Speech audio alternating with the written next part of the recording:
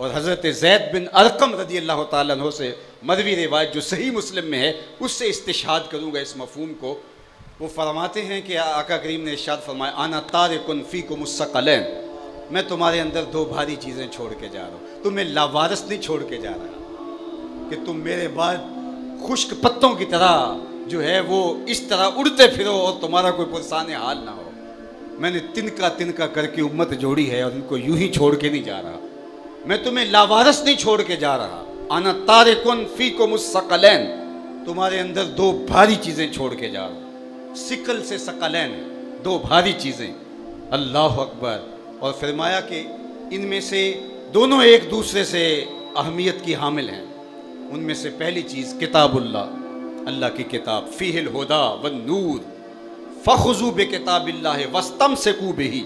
उनमें से पहली अल्लाह की किताब, इसमें हिदायत है, इसमें रोशनी है, इसको मजबूती से पकड़ लो और इसको अच्छी तरह से पकड़ लो। और दूसरा व इतरती अहलो बैती, और मेरी इतरत मेरे अहले बैत नबूवत। और फिर एक मौके पे फरमाया उज़क्किरुकुमुल्लाह फ़ी अहले बैती, उज़क्किरुकुमुल्लाह फ़ी अहले बैती, 3 मरतबा फरमाया मैं अपने अहले बैत के बारे में तुम्हें अल्लाह से डराता हूँ, अपने अहले बैत के बारे में तुम्हें तज़कीर करता हूँ, नसीहत करता हूँ। अल्लाह अकबर। 2 चीज़ों के दामन को मजबूती से थाम लो।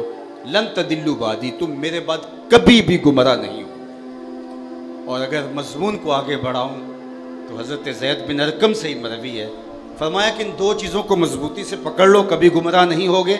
और फिर ये कहा कि ये दोनों चीज़ें लई यतफ़र्रक़ा, ये आपस में भी कभी जुदा नहीं होंगी। ये नहीं होगा कि ये आपस में जुदा हो जाए। दोनों चीज़ों को मजबूती से पकड़ लो, तुम हिदायत पे गामज़न रहोगे।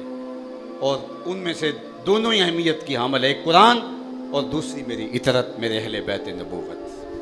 अब कुरान हमारे हर दुख का मदावा है, हर दर्द का इलाज है, हर मर्ज़ की शिफा है। तो कुरान के होते हुए हमें किसी और की चीज़ की ज़रूरत क्या बाकी रह गई थी? जब कुरान है, काफ़ी है, वाफ़ी है, शाफ़ी है।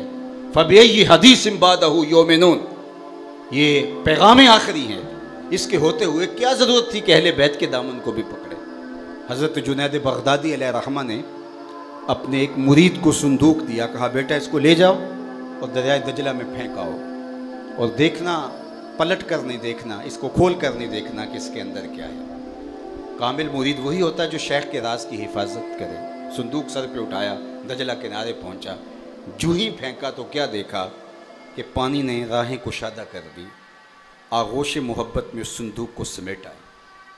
बहुत हैरत ज़दा हुआ, वापस आया तो शेख से कहा हज़रत अगर ये मंज़र मेरी आंखें ना देखती तो कभी भी सवाल न करता। एक चीज़ थी, फेंक आया, लेकिन मैंने देखा पानी ने राहें छोड़ दी।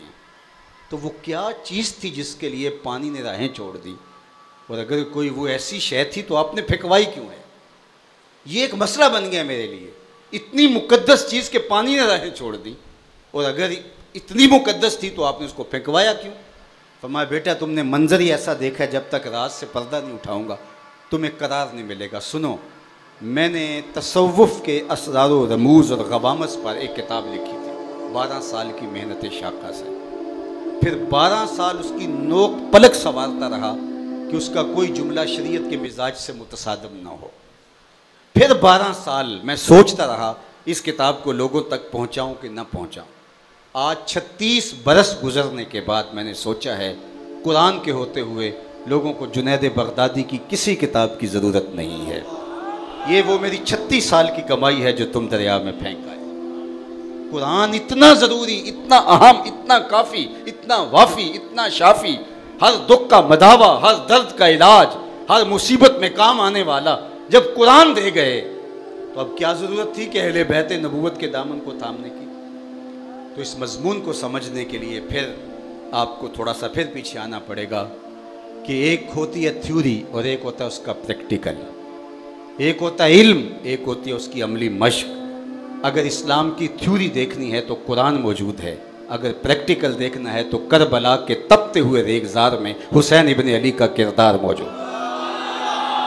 कहा दोनों के दामन को मजबूती से थाम लो, तुम कभी भी गुमराह नहीं होगे। जिसने थ्योरी छोड़ दी उसका प्रैक्टिकल सही आ ही नहीं सकता, क्योंकि प्रैक्टिकल सही आता ही थ्योरी पर है। और जिसने प्रैक्टिकल छोड़ दिया उसने थ्योरी से फ़ायदा क्या हासिल किया? इसलिए कामयाबी उसी के हाथ में है जिसके एक हाथ में कुरान है, एक हाथ में अहले बैत नबूवत का दामन।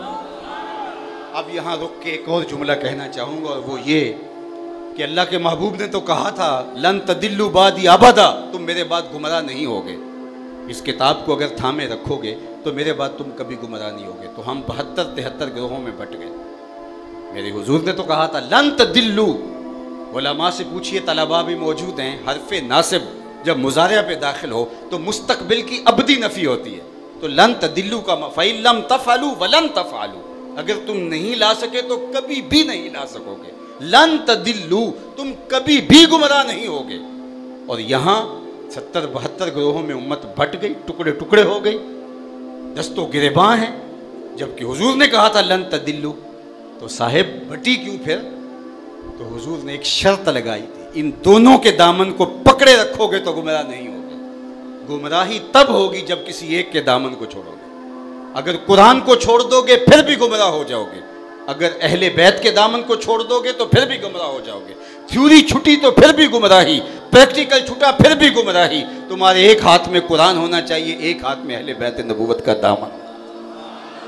अगर तुम दोनों के दामन को मजबूती से पकड़ लेते हो तो फिर तुम गुमराहियों से बच जाओगे, हिदायत तुम्हारा मकसूम हो जाएगी।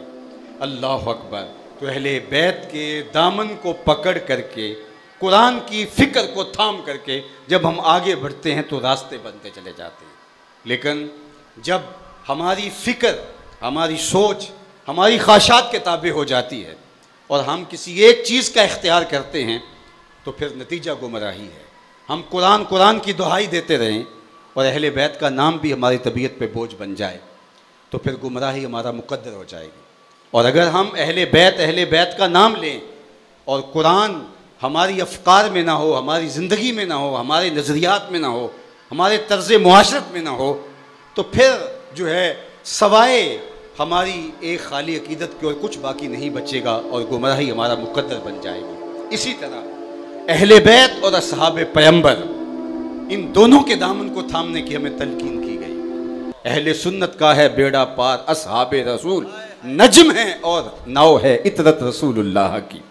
यहाँ हुजूर अलैहिस्सलाम की अहले बैत को नाव कहा गया और असहाब को सितारे कहा गया। असहाबी कन नुजूम फबिअय्यिहिम मुक़्तदैतुम इह्तदैतुम, ये सितारे हैं।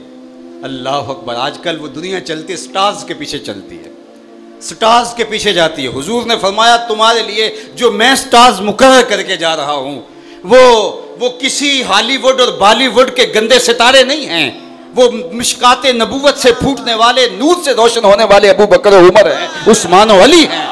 वो अबू बकर उमर की ज़ाते सतुल्लाह से तुमने इनके दामन को मजबूती से पकड़ना है। ये रोशन सितारे, ये मुनव्वर सितारे हैं जिनकी रोशनी में तुम सफ़र कर सकोगे।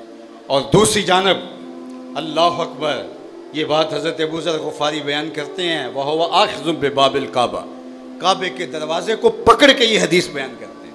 हदीस बयान करने के स्टाइल हैं, कोई मिंबर पर बैठ के करता है, कोई मेहराब में करता है, कोई शागिर्दों के हलके में करता है, कोई लोगों के हुजूम में करता है, कोई लिख डालता है। अल्लाह अकबर। हज़रत इमाम शाफ़ी कहते हैं जब मैं इमाम मालिक के पास पढ़ने गया तो उनकी एक अदाई मुझे खा गई। वो हुजूर के रोज़े के सामने बैठे थे, हुजूर की हदीसें बयान करते थे और मुहद्दिसीन जब हदीस बयान करते हैं तो वो कहते हैं कि काला काला रसूलुल्लाह सल्लल्लाहु अलैहि वसल्लम। लेकिन जब इमाम मालिक सनद के आखिर में जाते तो हुजूर की कब्र अनवर की तरफ इशारा करके कहते इस रोज़े के मकीन ने कहा है। तो मैंने कहा मैं नौकरी करूँगा इस शख्स की। अल्लाह अकबर। 40 साल तक इमाम मालिक ने दर्स दिया है हुजूर की हदीस का और 40 साल में एक बार भी ऐसा नहीं हुआ कि किताब के वर्क के पलटने की आवाज़ भी पैदा होने दी। ले सांस भी आहिस्ता के दरबार नबी है। यहाँ तो सांसों का शोर भी अहले मोहब्बत खिलाफ अदब समझते हैं। ले सांस भी आहिस्ता के दरबार नबी है। ये वो हसास बारगाह है। इज़्ज़त बुखारी का शेर है, इकबाल ने अपने कलाम में दर्ज किया, अदब गाहेस ज़ेरे आसमां अज़ अर्श नाजुक तर, नफस गुम करदा मी आयत जुनैदो बायज़ीद इंजा। यहाँ जुनैद बगदादी, बायज़ीद बुस्तामी जैसे लोग आते हैं, वो भी सांसों को रोक के आते हैं। अहले मोहब्बत सांसों का शोर भी खिलाफ अदब समझते हैं। अल्लाह अकबर। अकीदतों के रंग। तो हज़रत अबू ज़र रज़ी अल्लाह ताला वह आखिज़ुम बिबाबिल काबा, काबे के दरवाज़े को पकड़ा, तवाफ़ चल रहा है, और काबे के दरवाज़े को पकड़ के लोगों से कहा, लोगों सुन लो, मैं तुम्हें अल्लाह के रसूल की एक हदीस बयान फरमाने लगा। और फिर ये हदीस बयान फरमाई कि आका करीम ने इरशाद फरमाया कि मेरे अहले बैत की मिसाल